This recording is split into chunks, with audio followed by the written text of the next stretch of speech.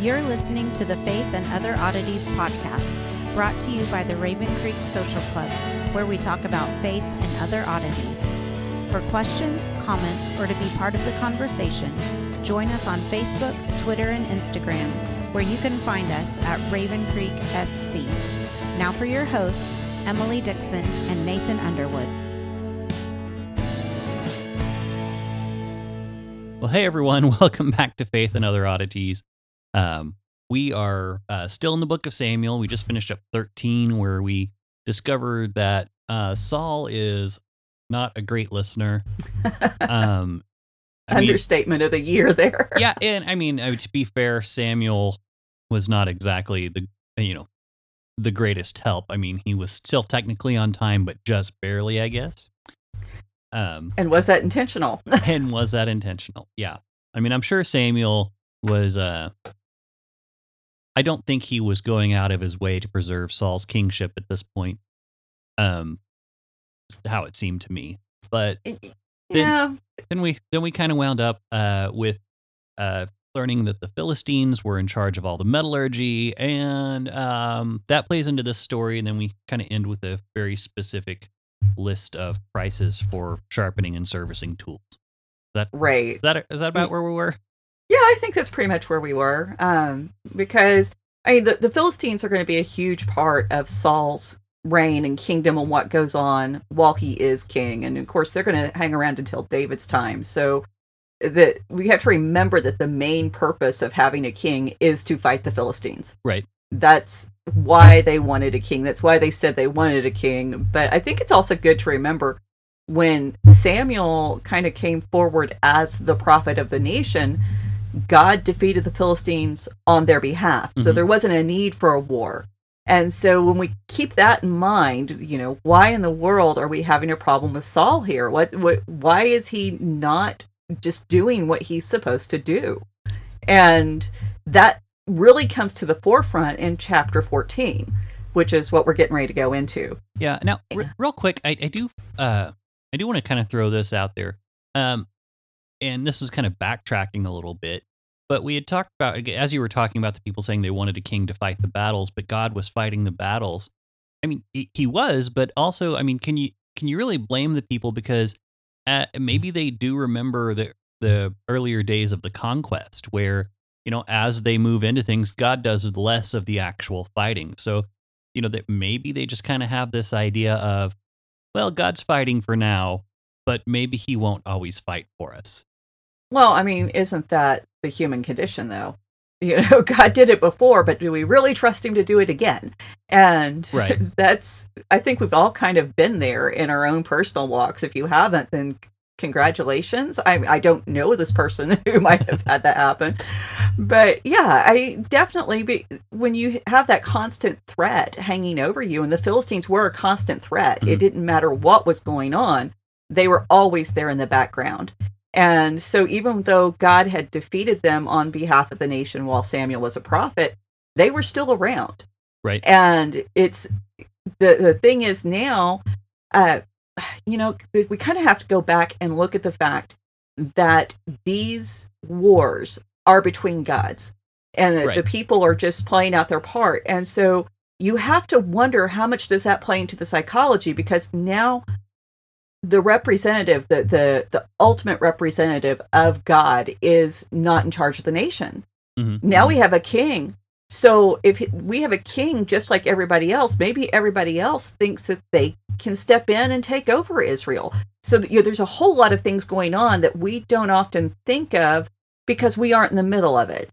And, I think one of the things to kind of draw a parallel, and I don't want to get into the ramifications of any of these illustrations. I mean, but I think we're all familiar enough right now, and not to date the show too much, but, with the COVID-19, with the quarantine, do we reopen the economy? Do we stay at home and be safe? What's the right answer?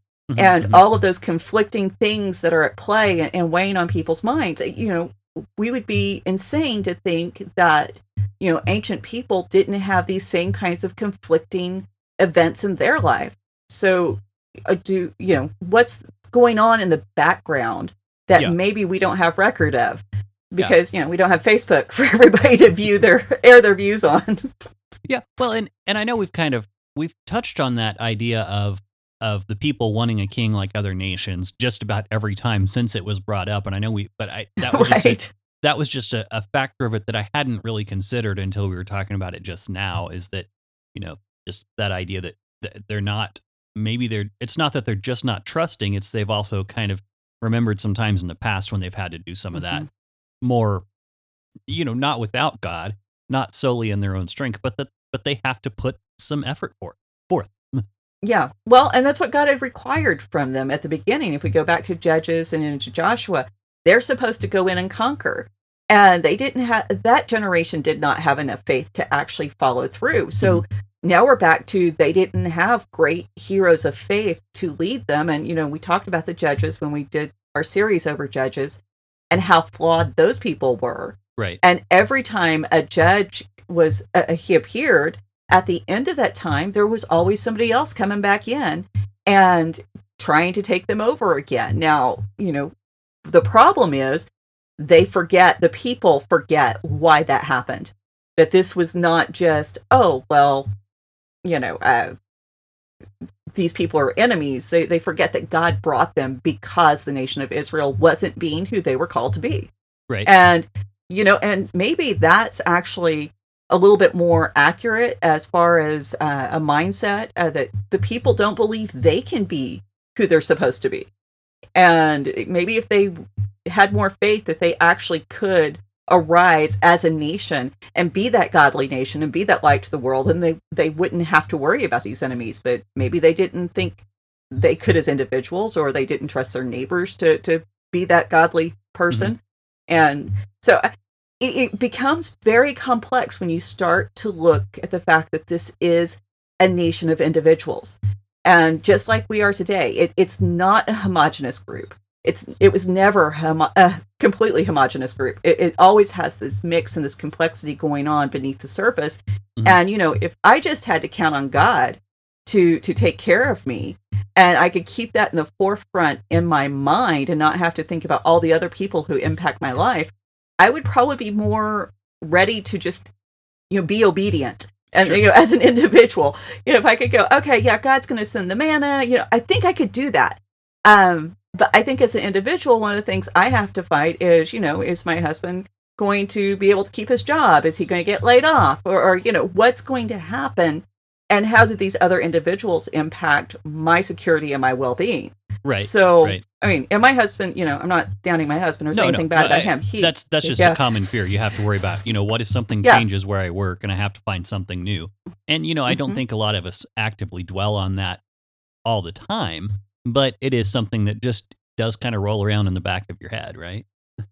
Right. Well, and it impacts how we see God.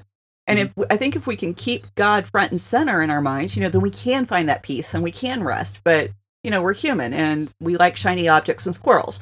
So trying to find that balance, that's really what I think learning how to practice faith is about. Yeah. And that's really what the nation is trying to do here, and where God's bringing them, where can they have faith? And we've already seen they just mess it up every single time. Sure. And I think that's one of the things that makes them so relatable as a nation of individuals. So, and not just, some fairy tale storybook thing that's going on that has no bearing to real life. This is actually 100% applicable to today. Yeah. So, and all Bible stories are, if you stop to think about the fact that these are people, and it really is that simple. Yeah. Just remember they're people. So exactly. Yeah. And stop making them into things that they're not. Exactly. Anyway, so that aside, let's move on to what we're supposed to talk about this week, and see where we go. Hey, this just makes my notes last longer. So, but yeah, so chapter 14 is considered to be one of the finest Hebrew narratives ever recorded. And it really does have that epic feel, kind of like the Greek epics and sagas, and you can get that from the language, and it's a great story. I wish everybody could read it in the Hebrew. It's nice the way it flows. I can tell everybody the best gift I ever gave myself was learning to read Hebrew. this is a hard story not to get excited about. As a matter of fact, for weeks now, I have been waiting to get into the story. So, but it's a deliberate setup because we're supposed to contrast Saul with Jonathan. Jonathan arrived on the scene a couple of chapters ago. We didn't get a whole lot of details about him. He just, Saul has this fully formed, grown son, which also kind of adds to the mythic, epic aspect of the story.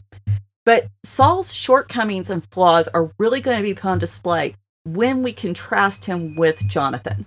Mm-hmm. And that's really the thrust of this chapter, because we've already been told Saul's not going to keep hold of the kingship. He's not going to continue to reign.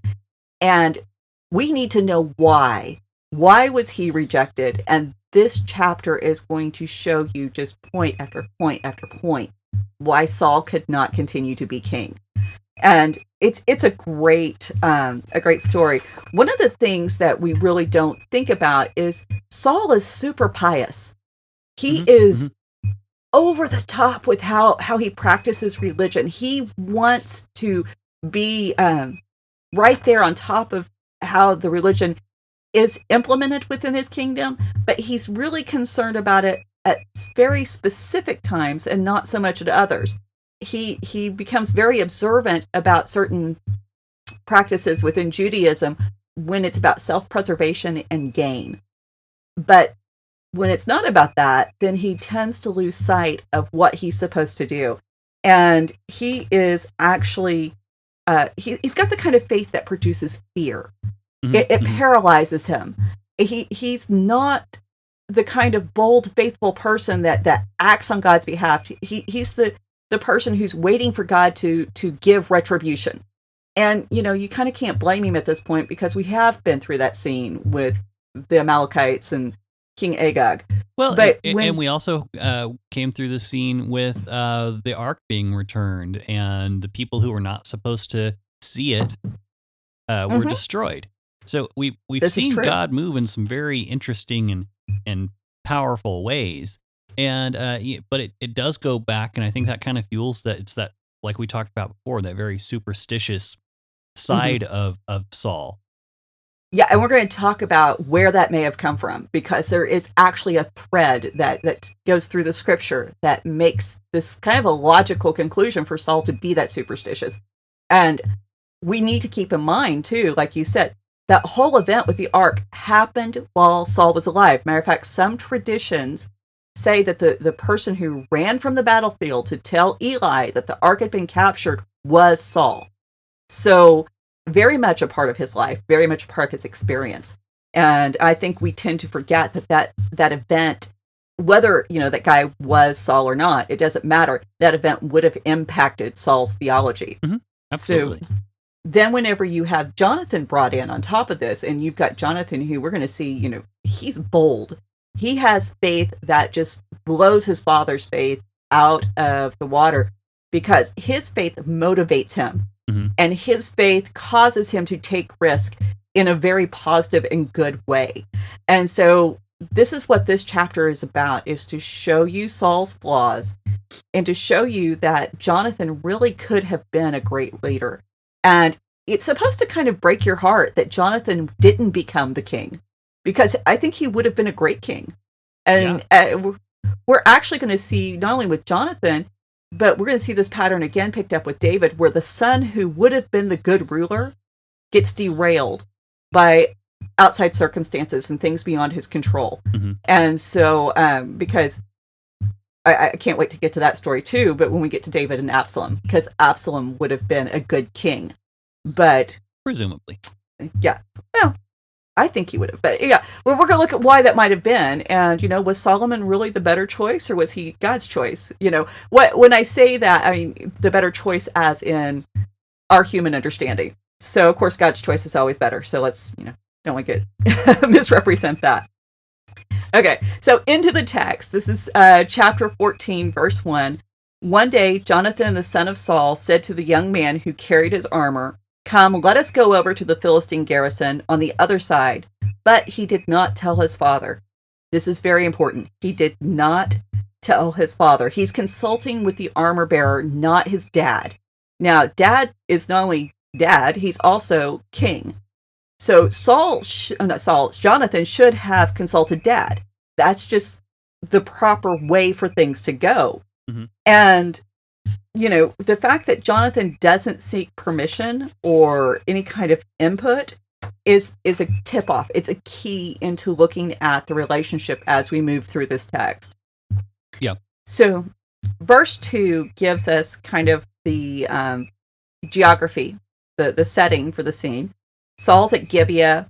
The ESV, for some reason, makes a weird translation choice here. They say that he's sitting at the pomegranate cave. The word cave isn't there. Sure. He's just under a tree is probably, and that's how most translation has it. And, and it's fitting because leaders sit under trees. We've seen that in multiple accounts throughout the Bible. And we've gone over that before, so I'm not going to go over that again. He's got 600 men. No one else has joined him. And he's at Milgrim. This is literally the threshing floor. And we know from 1 Kings 22, verse 10, that kings consult with prophets at the threshing floor. This is kind of where everybody can gather. There's enough room for everyone. Everyone's familiar with where it is. So you can get there. You can have your big discussion. But we're also supposed to remember Judges 6, and Gideon is at the winepress, that he's using it as a threshing floor. And that's when the angel comes and sits under the tree there. So we're starting to kind of get these little clues that we're supposed to be looking back. We're supposed to be looking back specifically at Judges. And the thing is, it's not Saul who rises up to meet the Philistines. So we already know there's a problem, because if Saul's at the threshing floor sitting underneath a tree, and we've got this Gideon parallel going on, Saul should have been the one who got up to meet the Philistines, not Jonathan. And of course, we know that's not what happens. Right. Jonathan gets up and he goes, and just like Gideon, he takes his servant with him. So we've got all these wonderful connections, and we're going to have other connections to other stories. He remains at Gibeah, Saul does, and he's with his priestly advisor, and it's the brother of Ichabod. Now remember, Ichabod was Eli's grandson, and they're going to be excluded from the priesthood. It hasn't happened yet, but it will happen at a later date. So we're off to an ominous start, because we don't want Ichabod connected with this in any way. So, we're getting a good setup, and we're only 3 verses in. But verse 4 and 5, Jonathan and the armor bearer, they're going to travel 4 miles. They're going through, mountainous, rocky terrain. There's these major peaks, and most of the peaks and bluffs are so big that they have their own individual names. So that kind of gives you an idea of the terrain that they're traveling. Mm-hmm. And they end up below a bluff where the Philistines are up above.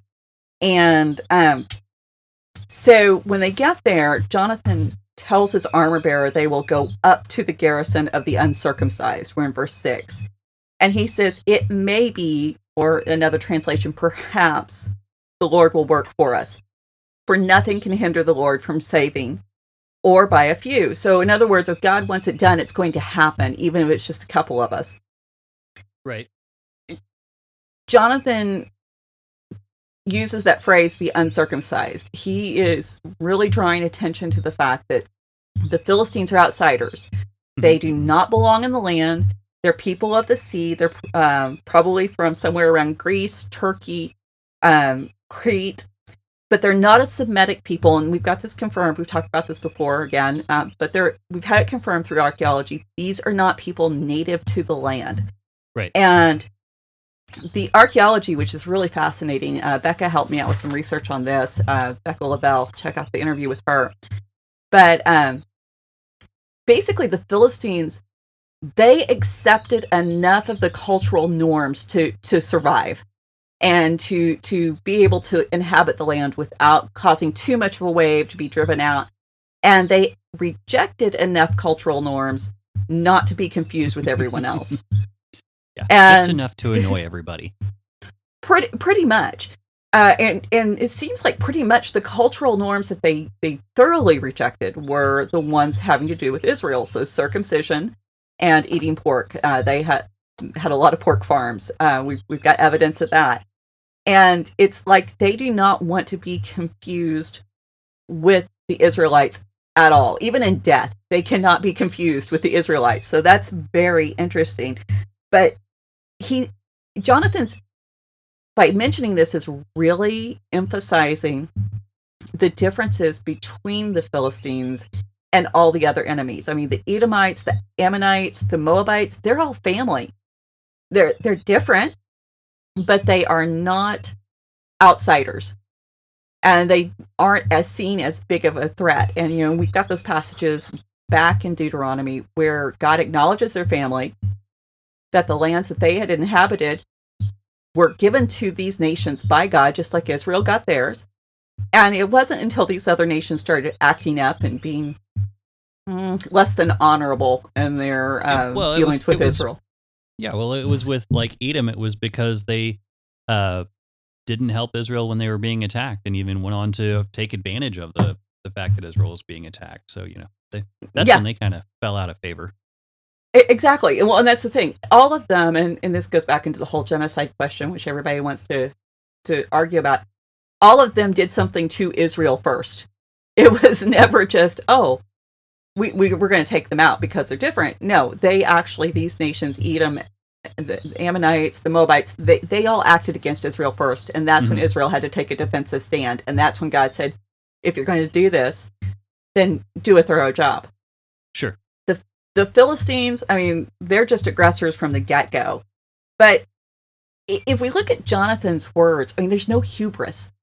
There's no manipulation. It's just, if we do our part, we can count on God to do his part. And so we want to make sure that we're doing what God would call us to do. And we want to be honorable about it, which is in a total contrast with the way Saul handles things. Well, and here's the thing, though. He doesn't even say we can trust God to do his part. He's saying God's able, and he might, but we're still going to go out here, and we're gonna go, and we'll see what happens. And if God decides that he's going to use what we're doing, even though it's just, two people going up against an army, then he can deliver with just the two of us. And if not, well, then that's our fate. And that's, I mean, that's what I like about it. He's like, well, we might as well try it. Yeah. It's like, you can't catch any fish unless your hook's in the water. I mean, it's that kind of idea. And I think that's one of the reasons why we like Jonathan. Is he's willing to do that. And I love the armor bearer's response that the Hebrew beats any English translation out there. It literally reads, I am with you like your heart is with you. I mean, it's that idea of closeness. And when you find warring societies in ancient Near Eastern culture, and we especially see it in Greece and we see it in Rome, there really is this brotherhood and this interdependence on each other. Because, I mean, this is a guy you're trusting with your life. Right. And so this is going to play in when we get to talk about David and Jonathan too. But this kind of camaraderie and this kind of dedication and devotion, this tells you something. Jonathan is saying, I need you to join me in a suicide mission. Are you going to come with me? And the armor bearer, I mean, he's there. I mean, he's not just there, he's with him like Jonathan's heart is with him. And think of how strongly he had to be attached to Jonathan in order to have that kind of commitment. And so you just don't hear a lot from the armor bearer, but when he does speak in that one little line, you're just like, you gotta love this. We all need that friend like this guy. So, verse 8 and 10, Jonathan describes his plan to determine their course of action. And they're going to show themselves to the Philistines. And the Philistines, if they say, wait, we'll come up to you, then we're going to stay. Or if we go down to you, then Jonathan and his armor bearer is going to stay put. If the Philistines say, come up to us, then we will go up, for the Lord has given them into our hand. we're reminded once again of Gideon, when Gideon goes to the camp of the Midianites and he learns that God has said that he's going to give the Midianites into Gideon's hand. So another connection back to that story. And it's kind of fun that the Lord has given, or Yah has given, is a play on Jonathan's name. So we have this wonderful literary event happening here that sometimes can get missed. Yeah, well, yeah, but yeah, and it can get missed in the English for sure. Mm-hmm. Because the Lord and Jonathan don't sound very similar. Well, and that's, remember, we haven't said in a little bit, whenever you see in your Bible the Lord in all little caps, then that's where the Tetragrammaton, the name of God, was often pronounced Yahweh. We hope that's correct. We don't know, because the actual pronunciation was lost, because we didn't have the vowels in the ancient Hebrew.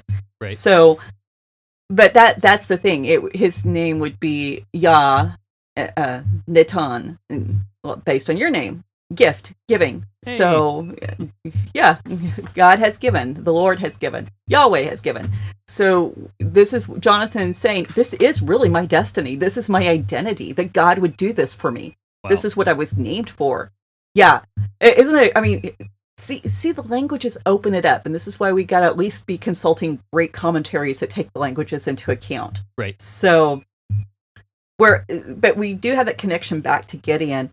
And the thing is, with Gideon, probably the most popular, famous element of Gideon's story is the fleece. Mm-hmm. Mm-hmm. And so the other connection is Jonathan's looking for a sign. He's looking for, is he looking for an omen? What kind of confirmation is he looking for here? Now, we know in Leviticus 19 and 26, Deuteronomy 18:10, that looking for an omen is forbidden. And so this is kind of problematic, and we talked some with Gideon that was kind of problematic too. So the sages really worked to try to figure out how to make this, forgive the pun, kosher. And so they really wanted to make it something that didn't put Jonathan in a bad light. So they said, this isn't really looking for a sign. This is common sense. This is like grabbing the umbrella because you looked out the window and saw it was raining. Okay. He was... Yeah, I think it's a little more than that. I don't think, he's not looking for an omen in the sense that he's cutting open a goose and examining the liver, which was a common practice. Right. But he is saying, hey, let's try to figure out where God is. Now, there is a Gemara that isn't quite as gracious to Jonathan, and I'm bringing it up because it's really fascinating what it's done. Now, first of all, Gemara is a commentary on the Mishnah. Now, the Mishnah is the oral law of Judaism. So the Torah is the written, the first 5 books of the Bible. The Mishnah is the oral law that was handed down for generations. Just verbally, you had to learn from a rabbi. This was going on at the time of Jesus. So when Jesus is calling his disciples and telling them that he's going to teach them his yoke, he's going to give them his yoke, he's saying, I'm going to give you the commentary on the oral law. I'm going to teach you how to apply it and how to practice it. And that's what the Gemara does. And it was a lot of case law and things like that as well. Just trying to figure out how to make everything line up with the Torah in real life. Yes. And the fascinating discussions, because when we start taking the Bible seriously and start trying to implement it into our lives, we start running into these situations like, is this Jonathan just using common sense? Or is this Jonathan looking for a sign? Is he doing what is good and right? Or is he violating the law? Well, I mean, Saul is his father, and Saul acts very superstitiously, so maybe Jonathan is too. So we have that kind of tension in the text that if we aren't looking at the totality of the text and we aren't familiar with all the elements of the story surrounding it, then we lose that kind of tension.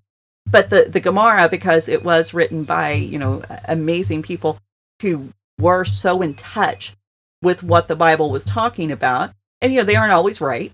There's some problems with different teachings, and nobody's perfect, but there was a lot of thought put in it and a lot of good scholarship that we need to respect.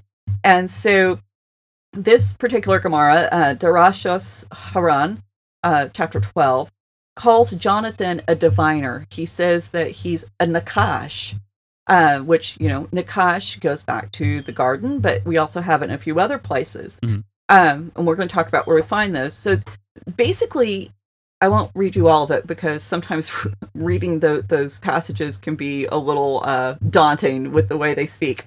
But basically what they're saying is there's an implication that this dependence on divination is part of Jonathan's bloodline. And they look at the fact that Saul and Jonathan are of the tribe of Benjamin. So if we know they're from the tribe of Benjamin, Benjamin was Rachel and Jacob's son. And then Laban was Benjamin's grandfather. The Bible specifically calls Laban a diviner. A Nakash. Yeah. So that's kind of where it starts. And then Rachel, there's some implication that she may have been involved in this because when she steals the teraphim, one of the things that the teraphim may have done was to allow for divination practices, to facilitate divining practices. So Rachel, she had some misplaced priorities in there, which, ultimately led to her death when she gave birth to Benjamin. Then we have Jonathan in this tradition. But then we also have to look ahead, the fact that Saul, Jonathan's father, he ends up at the Witch of Endor. Right. So this idea that there is this familial line of divination and this connection with the Nakash, and I think it's very important that we remember that diviner and Nakash fit together, which was the Hebrew word for the serpent in the garden, then we begin to see how this kind of plays out throughout the text, and we're going to see it continues to play out in the story. And also, quick little note: Benjamin's brother Joseph, when he's in Egypt, again the title applied to him is Nakash. Sure. So this is very much a part of Rachel and Laban and that side of the family. And now, I do have a question. Does this have anything to do with the people saying, "Oh, is Saul now among the prophets"? Was there any kind of connection with that idea? I didn't come across any, but it makes sense because if there is this kind of aspersion kind of being cast on the bloodline of Benjamin for being involved in these practices, then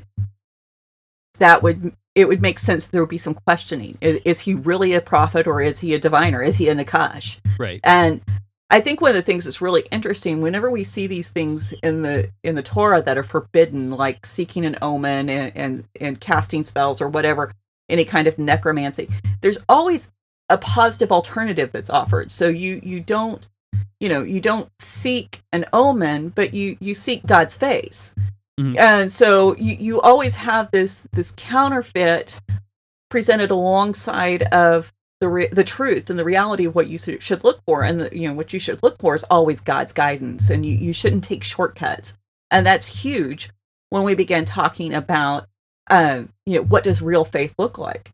And so now with Jonathan, what's interesting with his story here is it's never really spelled out, but God doesn't seem to be upset.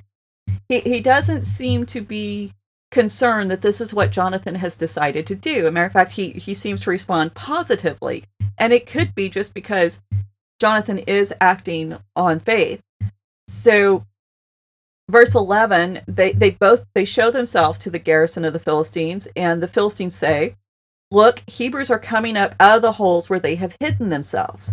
Now, back in verse 6, we learned that deserters from the Hebrew army were actually hiding in holes, that they were hiding in caves. So right. This is a correct representation. And there's also Hebrews in the armies of the Philistines. We learned that in verse 3. And we know from archaeology that the Philistines often hired outside people from other nations to come in and fight on their behalf. They would hire these mercenary soldiers. So probably what's going on here is the Philistines saw them and said, "Aha, they're coming to us. They are going to join the winning side." And they were ready to accept them with open arms. They were just two more people to join the army and Sure. help overthrow Israel.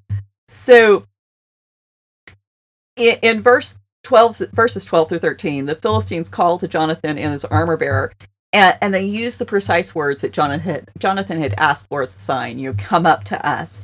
And Jonathan, he acts instantly. He begins to climb up on his hands and feet.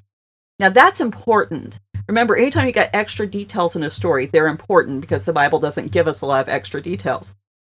This is a steep bluff. They are crawling up it. Mm-hmm. Now, think about that for just a minute. Well, what it reminds me of is The Princess Bride, when they're going up the cliffs of insanity, and yes, and he gets to the top, and it's like Inigo lets Wesley rest a little bit before they actually have to engage in the battle. Well, that's it. That's precisely because if you're climbing up like that, you are worn out and exhausted by the time you get there. Yeah, and you're defenseless on the way. Defenseless on the way, and you are committed to the fight once you arrive. There is no backing out at this point. Right. So this isn't just him walking up a hill that he can, oh, wait a minute, this is too much of a task. I need to turn around and go back now. He is fully immersing himself in the fight. And I think we forget that, these little details like this tell us that there is more going on to it, but if we don't stop and think about them, we don't ponder them, then we're going to miss it.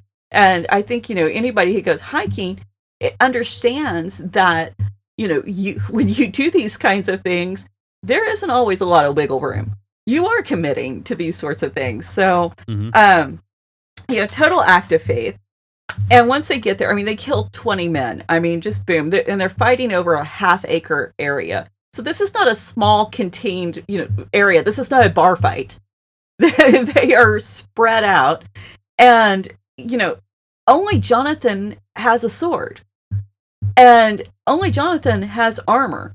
And, this armor bearer is out there fighting side by side. And, what has he got? A stick? Some rocks? That's what I wonder about. Don't worry, you don't have a sword. We'll get you one when we get there. Well, and that's probably exactly what happened. But the fact that he was willing to, even those first few seconds in the fight, waiting to see, okay, is Jonathan really good enough to win? And is God really with us? And, you have to wonder, was the armor bearer's faith in Jonathan or was it in God? So I wonder about these background characters. That's always been the way. I'm the person that when I watch a movie, I want to know more about the sidekick than the main character. But this guy, he kind of fascinates me.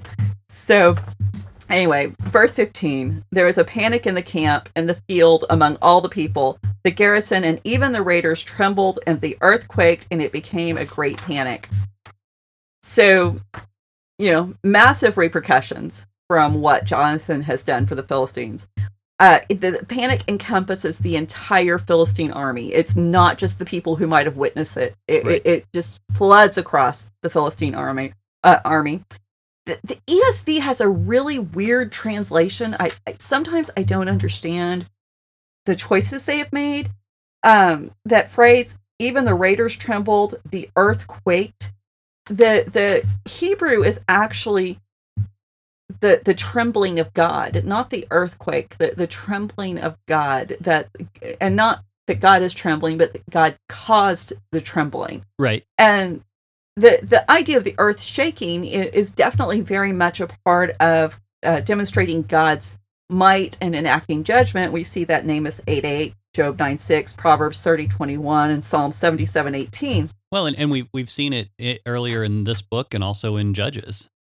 Yeah, and so it makes sense to me that you would retain Elohim, that's the name used there, you would retain Elohim there instead of just omitting it, like the ESV does.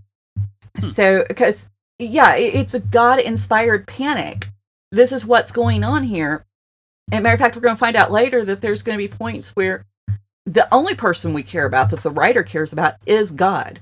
Yeah, and so and I think we actually are going to change the name of the podcast to that, God-inspired panic. while we're on that. I kind of like it, actually. So, that is so apt on so many levels. So, sorry, I didn't mean to cut your point off. Going ahead, what were you saying? It was just too good. No, that's a great name. But no, the writer makes it very clear that he is more concerned with what God's doing than any of the people. So it would make sense that when we translate that from the Hebrew to English, that we respect that theological messaging of the writer. Right. Which I don't like. So you studied under some people who were on the board. Just shoot them an email. Well, they were NIV, so yeah. Oh, I thought they worked on the ESV. No, NIV. Oh, okay. Yeah. So some great. I guess your teachers are off the hook now. Yeah, but those are the kinds of things that you kind of look for. It's not a huge thing. It doesn't change the overall message of the verse. But this is why you need to read several different English translations if you can't read the Hebrew or the Greek. Look and see, and are the translations being consistent? And if you find something that puzzles you, and again, send us a message. I will look into it. We will figure it out. And if I can't figure it out, I'll tell you, hey, I don't know. But rely on people who have spent time studying this. So. Okay, I'll get off that soapbox. But the See, and actually, I like this. I like the JPS translation, and it says, "And a terror from God ensued." I mean, that's a little grander, isn't it? Yeah, that's a great translation right there. The JPS. You can feel that, and when you think about the fact that this is supposed to be an epic, this is supposed to be along the lines of those great Greek myths and tragedies, kind of got that feel to it. Which is appropriate given who they're fighting. Exactly. And so if you could kind of retain that kind of language, and that's one of the great things about a great translation is they retain the language. They retain that oomph that's in there. I don't even know how to describe it, but when you lose that, even if the words are right, but you don't retain that flavor, it's not a great translation. Right. So, there's been and that's actually it was N.T. Wright. He just recently released the Bible for Everyone within the last couple of years, and he translated the New Testament, and Golden Gay translated the Old Testament. And one of his commentaries on it was that if you write, he goes, a lot of our translations, and I think I've mentioned this before, are accurate. He said, but if you write a translation that's accurate, but it's not interesting, or it doesn't hold your attention, then it's not actually a good translation. Right. And so I want to look into that and kind of pull some of it out and see what I think of it. I just haven't had a chance to order it and flip through it yet. You need to order the N.T. Wright Bible, and I want to order the Robert Alter, because evidently Robert Alter spent a lot of time looking at how to best communicate these ancient ideas in English and actually pay attention to literary devices and idioms and rhythm and all of that stuff. And his translation of the Old Testament is like 5 books long. So I'm really curious to see what he did, because he was actually a literary major and had studied all that side of things before he got into Bible translation. And anyway, great interview with him. I'm trying to remember which podcast it was. I believe it's on OnScript. It was a great interview with him and talking about how he did it. And he may have actually, can I say this, at church podcast too. Oh, okay. Yeah. So that's a good one. Get you thinking. So for those of y'all who need more to do right now, we've got great resources. So anyway, back to Samuel. So verse 16 and 17, we leave Jonathan. We get back to Saul, and he gets word that the Philistines are dispersing, and he commands that the people in the camp be counted. And we're reminded once again that Jonathan did not talk to his dad. And so this is where Saul discovers that Jonathan and the armor bearer are missing. And so, not a great dad. But, in the middle of the war, and I have no idea where my kids are. What are some biblical people running off without their kids? I know, even Mary and Joseph do it to Jesus. Saul, and Jonathan, I don't know. Well, okay, and a little fairness here. Jonathan was an adult, so that's true. That's true, and he was in charge of some people too, I'm sure. Yeah. Oh, yeah. He had his own army that he was leading. I mean, at one point, he had 1,000 men, and Saul had 3,000. I have to look that up to be sure. I've slept since we talked about it last. Right. But Saul calls the priest who was with him, Ichabod's brother, and he commands that the ark be brought to him. And we're told that the ark is already in camp. So we've got Ichabod's brother. We have the ark in a war camp. We should be cringing at this point because what's going on? And when Saul and the priest are talking, the panic is getting noticeably worse. And Saul tells the priest to withdraw his hand. So this is one of those places where we kind of have to fill in the blanks because the Bible writer is assuming that we know what's going on. Mm-hmm. And he's not prepared for us to be reading this in Oklahoma across airwaves and electronic devices. What Oklahoma was. Right? So, I mean, when you put this into context, you can really understand why the writer didn't put stuff like this in. Okay, so Saul has no idea what Jonathan's doing. He has no clue what he's up to. He calls for the ark to be brought to him. This is like summoning God, saying God needs to come to the king. You don't have God come to you. You go to God. So right off the bat, there's a problem. The kings are supposed to go to God. He's already getting it backwards. So Saul needs guidance. And so probably when he says, withdraw your hand, the priest was probably reaching into his ephod to get the Urim and Thummim. I don't know why I can't say those. Urim and Thummim. Because they were kept in a compartment on the priest's ephod. And we were specifically told that the priest, back in verse 3, has the ephod with him. So basically Saul is saying, stop what you're doing. Quit trying to figure this out. I have a plan. This is essentially the same thing as interrupting God mid-sentence. And, I read that and I'm like, thinking about when we were kids and we would interrupt Dad. I mean, not pretty. I don't even have to think about when we were kids. I think about how I feel when it happens to me around here. I love my kids, I do, but they definitely do some interrupting. Well, and that's the thing. I mean, this is something that an immature person does. This is not something a king does, and it's certainly not something you do to God. No other person, none, not a single other person in the entire Bible shows God this level of disrespect. This is why Saul can't continue to be king.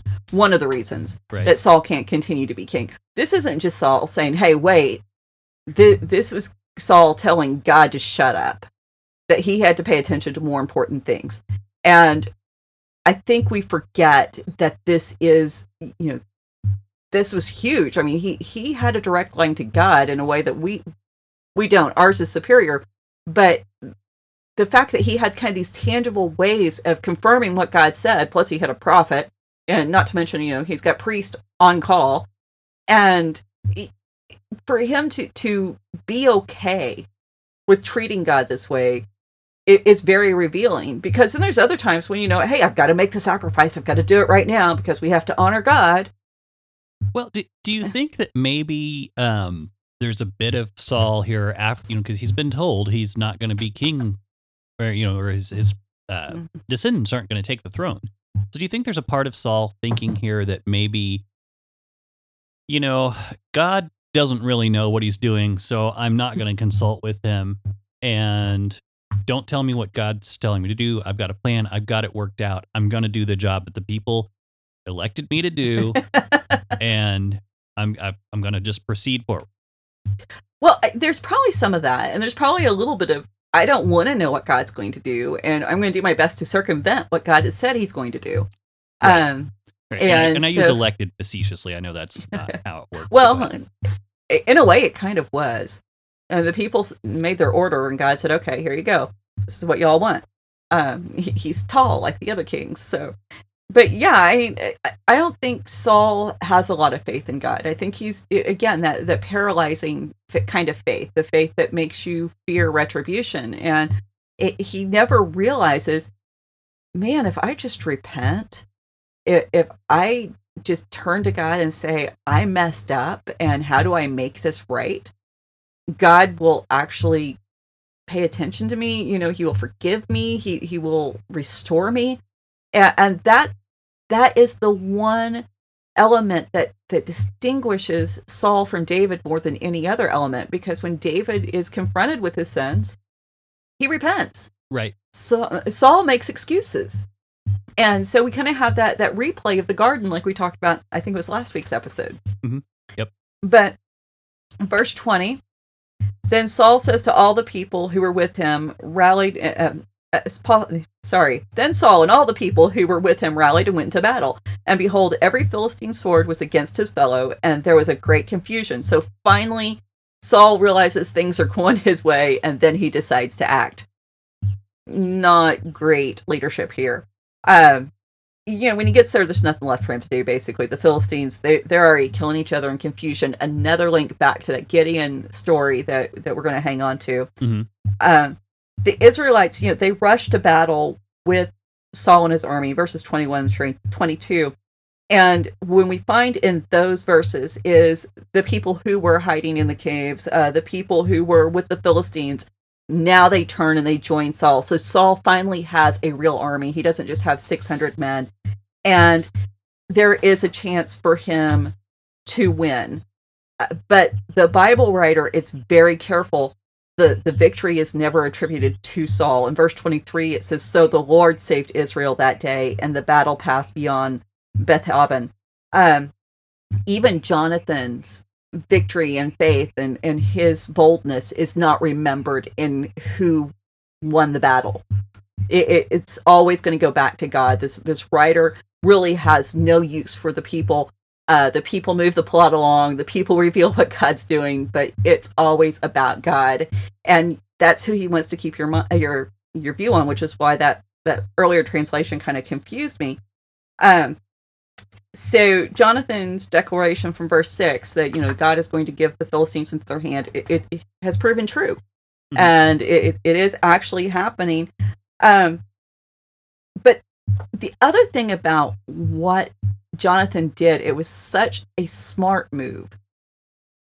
Now the Philistines, who had been accepting Israelites, had been deserting from their own armies and saying, hey, yeah, come fight for us. They aren't going to accept any more Israelites. Right. They can't trust that these people are actually going to be, good little soldiers. They might actually be plants.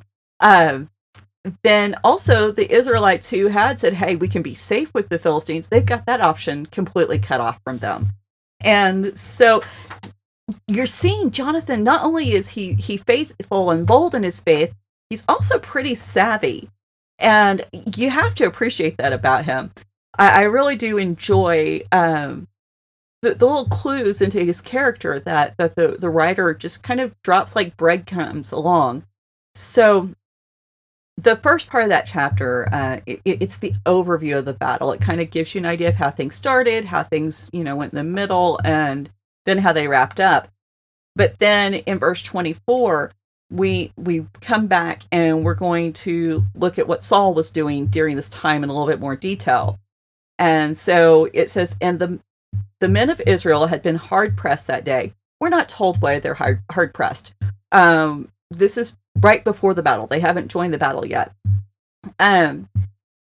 So Saul laid on an oath on people, saying, "Cursed be the man who eats food until it is evening, and I am avenged on my enemies." So none of the people tasted food. Okay, so okay, now this is listed as Saul's rash vow. Uh-huh. Now, I have a question here, because I know this is supposed to point us back to Jephthah, right? Exactly. Okay, do you think it is because Samuel was the one installing Saul as the leader? Do you think maybe that's why Samuel put himself in the category with Jephthah in his farewell address, by chance? I don't know. I mean, I think Samuel was really attempting to present himself as humble. I don't know if it may have been a setup so that we have that name kind of fresh in our mind if we were like, reading from, chapter by chapter in a single setting and not breaking it up over weeks. Sure. So, sometimes there is that kind of literary tool used that if you've already got this going on because of something that said earlier, now your brain's automatically going to pick up on the connection. Right. But there are definitely several connections. We're going to talk about what they are.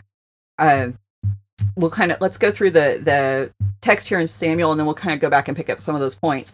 So, first of all, Saul did have the right to put an oath on the people. That's part of being a king. He even had the right to enact a death penalty for those who broke the oath. But the problem is, I noticed you said on your Bible, and I'm going to say, on my ESV too, it says his rash vow. This is not a vow. This is an oath, and there is a difference. So let's look a little bit at the difference. Okay. I didn't know that, but we'll go for it. Yeah.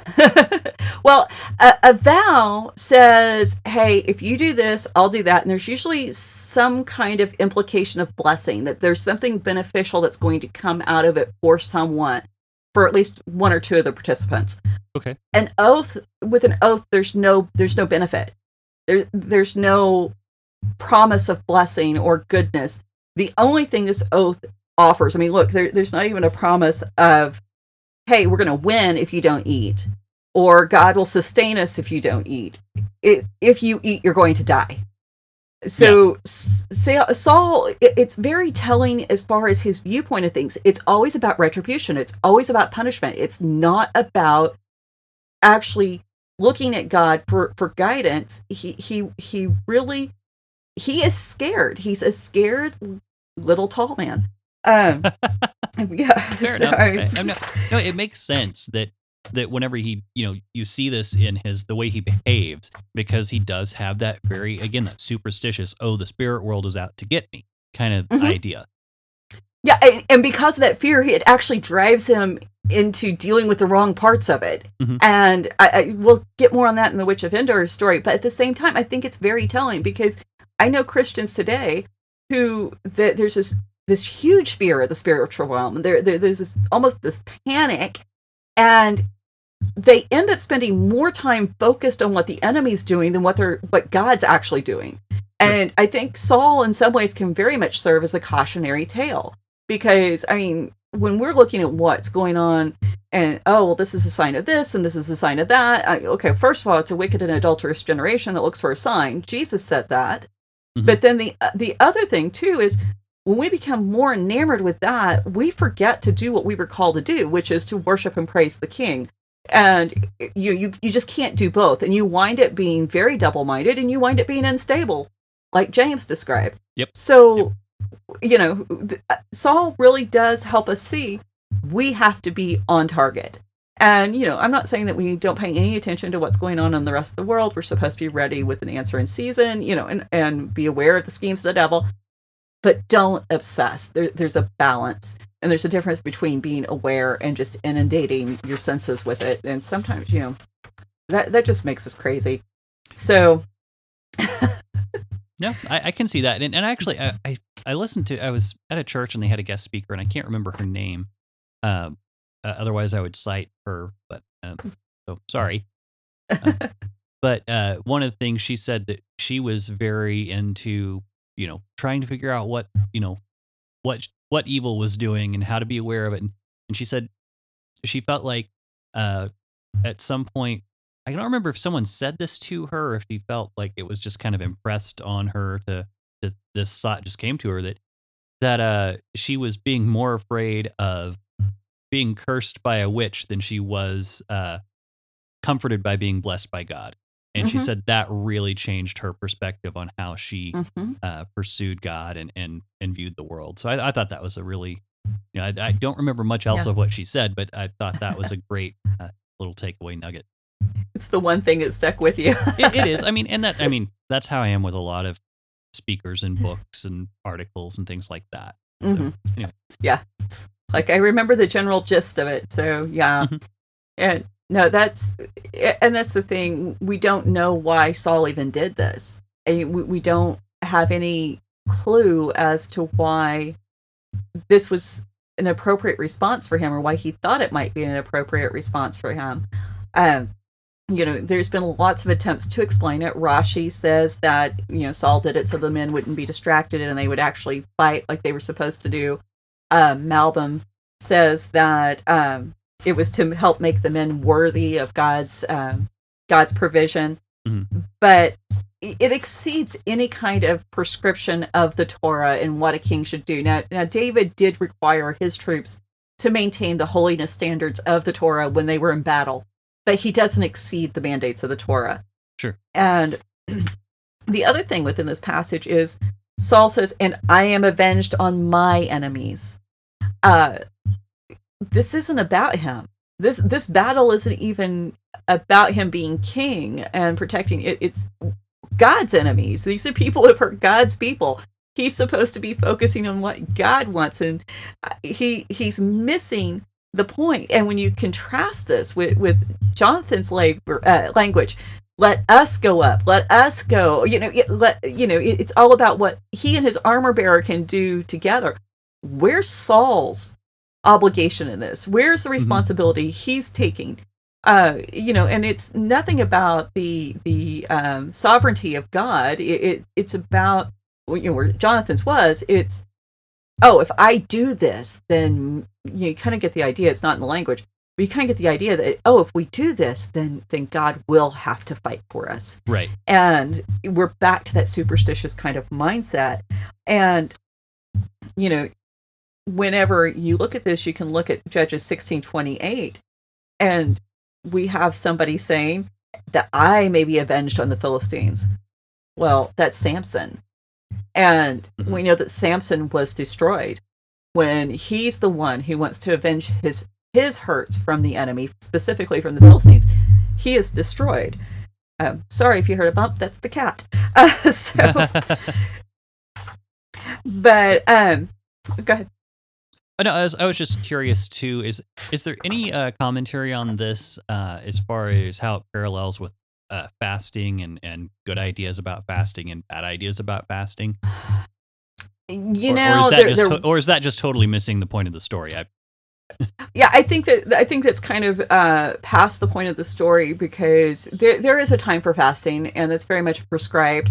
Usually, fasting is a protest. It's a form of protest by the believer that something's wrong here, God, and it needs to be addressed. And I'm so grieved over this wrong that this is the only way I know to express it. And so that's what fasting is for. And Janet's television debut. And that's what fasting, the point of it's about, is this idea that we're expressing a wrong.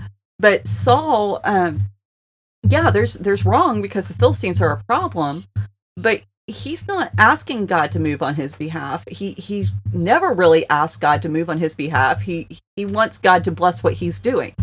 It's that motives and motivation. He's always got the motives going on. I want God to help me. He's got to, take care of me. And so what can I do to buy him off?